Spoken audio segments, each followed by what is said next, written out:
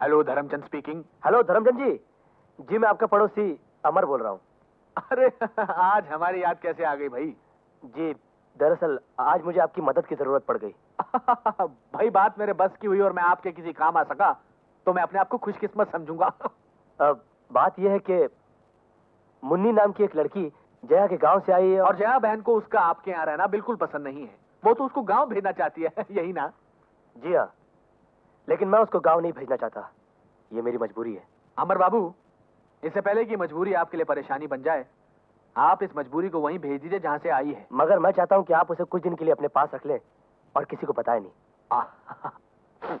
अमर बाबू, जब से मैं पैदा हुआ हूं मैंने आज तक कभी झूठ नहीं बोला, मगर अब आज आप मुझे प्लीज फॉर माय सेक। ठीक है, मैं आपकी मदद कर दूंगा, लेकिन किसी जरिए अगर ये बात आपकी बीवी तक पहुंच गई और उन्होंने मुझसे पूछा तो मैं उनसे सिर्फ सच सच कहूंगा। जी जैसा आप ठीक समझे। अब मैं आपके राज की हिफाजत करूंगा, लेकिन अपने घर की हिफाजत करना यह आपकी जिम्मेदारी है। देखिए वो आप मुझ पर छोड़ दीजिए। तो आप घर जाकर अपनी पत्नी से कह दीजिए कि मुन्नी इस शहर में तो क्या, इस पूरे देश में भी नहीं मिलेगी। बाकी मैं सब संभाल लूंगा। Thank you very much. God bless you mister Amar, over and all. सच कह रहे हो? बिल्कुल सच। भाई मैंने तो उसे साफ साफ कह दिया कि तुम्हारा यहाँ रहना मेरी पत्नी को बिल्कुल पसंद नहीं है, तुम्हें जाना ही होगा। मगर वो जाने को तैयार ही नहीं थी। बेवकूफ है, वो यहाँ करती भी क्या? यही तो मैंने उससे कहा, लेकिन वो बात मान ही नहीं रही थी। मैंने खुद उसे समझाकर ट्रेन में बैठाकर मदनापुर भेज दिया। चलो अच्छा हुआ, यहाँ रहती तो खामखा तुम्हें तंग करती। जया, तुम्हें कितनी फिक्र रहती है मेरी, हमेशा मेरे बारे में सोचती रहती हो। कितनी अच्छी हो तुम। चलो खाना तैयार है। चलो। साहब क्या बात है, तू क्यों आया? मुन्नी का सामान जीप में रह गया। सामान जीप में रहने दे, मैं पहुंचा दूंगा, तू जा। ठीक है। क्या हुआ? ड्राइवर इस वक्त क्यों आया था? क्या बताऊं, नौकरी क्या अच्छी खासी गुलामी है। दिन भर जानवरों की तरह मेहनत करते रहो और रात को भी चैन से जीने नहीं देते।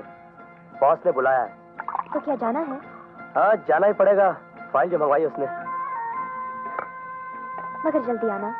बस यूं गया और यूं आया। हाँ? लेकिन एक बात है, मैं देख रही हूँ तुम इतने बड़े आदमी हो, लेकिन सारी मुसीबतें तुम्हारे ही सिर पर है। किसी तरह से चैन नहीं है तुम्हें। तुम्हारा ये घर कितना अच्छा है और कितना बड़ा भी है। पता है, यहाँ का एक कमरा हमारे गांव के सारे घर के बराबर है। लेकिन वहाँ जिसको देखो वही मुझसे कुमार के बारे में उल्टे सीधे सवाल किया करता था, इसलिए तो मुझे यहाँ आना पड़ा। मेरे होते हुए यहाँ तुम्हें कोई परेशानी नहीं होगी। हाँ। वो तो है, मगर मैं सोच रही हूँ कि इस वक्त कुमार होगा कहाँ, कब आएगा वो, और कब मेरी परेशानी दूर होगी। देखो, कुमार जहां कहीं भी होगा मैं उसे पकड़कर तुम्हारे पास ले आऊंगा, उसे डांटूंगा, फटकारूंगा, फिर वो तुम्हें छोड़कर कभी नहीं जाएगा। सच्ची? हाँ। अच्छा ये तो बताओ कि वो दिखता कैसा है? शर्माओ मत, बताओ ना। गोरा। गोरा? अच्छा अच्छा। एकदम मस्त और मजबूत बदन। खूबसूरत। ओह, क्या मेरे जैसा? नहीं नहीं, तुम तो कुछ भी नहीं हो, वो तो बहुत खूबसूरत है। खैर, लंबा है या छोटा? कैसी बातें करते हो तुम, इतनी भी अकल नहीं। पति कभी पत्नी से छोटा होता है क्या? कुमार तो बहुत लंबा है। क्या मुझसे भी लंबा है वो? बहुत लंबा है वो। कितना लंबा है? हाँ? ये क्यों करते हो, छोड़ो अरे ना। मुनिया, घबरा क्यों रही हो? हाँ? शर्म नहीं आती तुम्हें? जब कुमार को शर्म नहीं आई तो मुझको काहे को शर्म आएगी?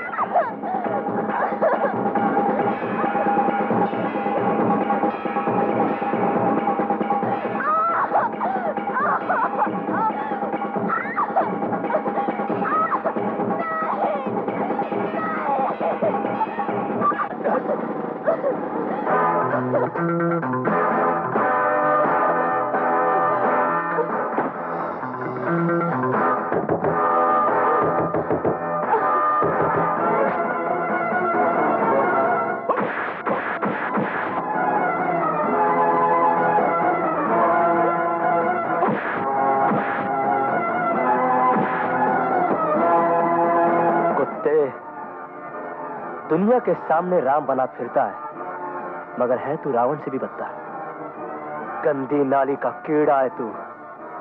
समाज सुधार और धर्म के नाम पर तू लोगों को बेवकूफ बनाता है। गिरगिट की औलाद, कल जब सारे शहर को तेरे असली रूप का पता चलेगा ना, तो लोग थूकेंगे तुझ पर। आओ मुन्नी।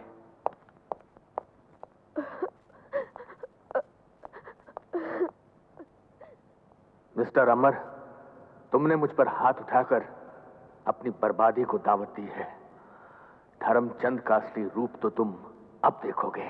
क्या मुन्नी वापस आ गई? कई कहां थी जो वापस आ गई? कहीं ही नहीं।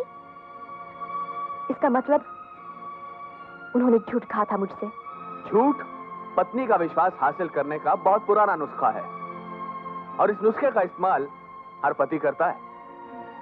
तुम्हारे पति ने भी तुम्हारा विश्वास हासिल करने के लिए तुमसे झूठ कहा था, वरना वो मुनिया के साथ रंगरलियां कैसे मना सकता था? धर्मचंद जी, जो कुछ हुआ है और जो कुछ आपने देखा है, एक एक बात सच सच बताइए। तुमसे अमर ने कहा था कि उसने मुन्नी को गांव भेज दिया है ना? हाँ। लेकिन वो तो अब तक इस शहर में विराजमान है। ये कैसे हो सकता है? देखो बहन, तुम्हारा पति तुमसे झूठ बोल सकता है, लेकिन धर्मचंद को तो सच बोलने की बीमारी है। अमर झूठी कहानियां गढ़कर बेवकूफ बनाता रहा है तुम्हें अब तक, और अपनी हवस की आग बुझाने के लिए उसने मुन्नी के लिए इसी शहर में अलग से एक मकान ले रखा है, और तुम्हें अंधेरे में रखकर उसके साथ रंगरलियां मना रहा है। अरे भाई, मैंने अपनी आंखों से देखा है उन दोनों को। ये क्या कर रही हो जया बहन, ये क्या कर रही हो? छोड़ो मुझे, मर जाने दो। मरकर क्या होगा? जीकर भी क्या करूंगी? हार कर मरने से बेहतर है जिंदा रहकर अमर को सबक सिखाना, क्योंकि आदमी औरत को धोखा देते वक्त ये भूल जाता है कि जिस दिन औरत अपनी आन पर उतर आए, वो आदमी को जीते जी चलती फिरती लाश बना सकती है। जया बहन, औरत वो शोला है जो प्यार से आदमी की जिंदगी को रोशन कर सकती है, और अगर नफरत करे तो उसकी जिंदगी को जलाकर राख कर सकती है। और अगर तुम अमर से पूछोगी तो मुझे जरूर झूठा साबित करने की कोशिश करेगा।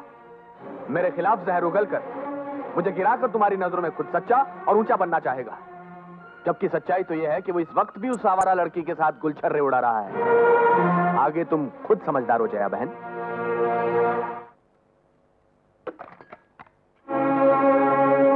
दे आई फाइल। फाइल? कैसी फाइल?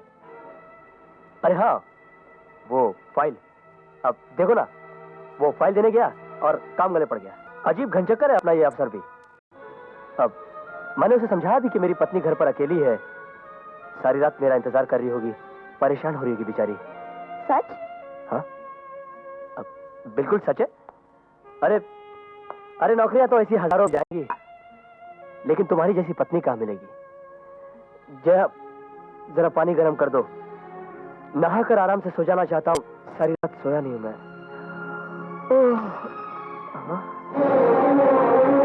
मिस्टर अमर, ये रहे तुम्हारे दिए हुए गहने और ये रही घर की चाबियां। मैं जा रही हूँ। जा रही हो? तुम्हारी अकल तो ठिकाने पर है? ऐसी छोटी छोटी बातों पर कोई घर छोड़ के जाता है क्या?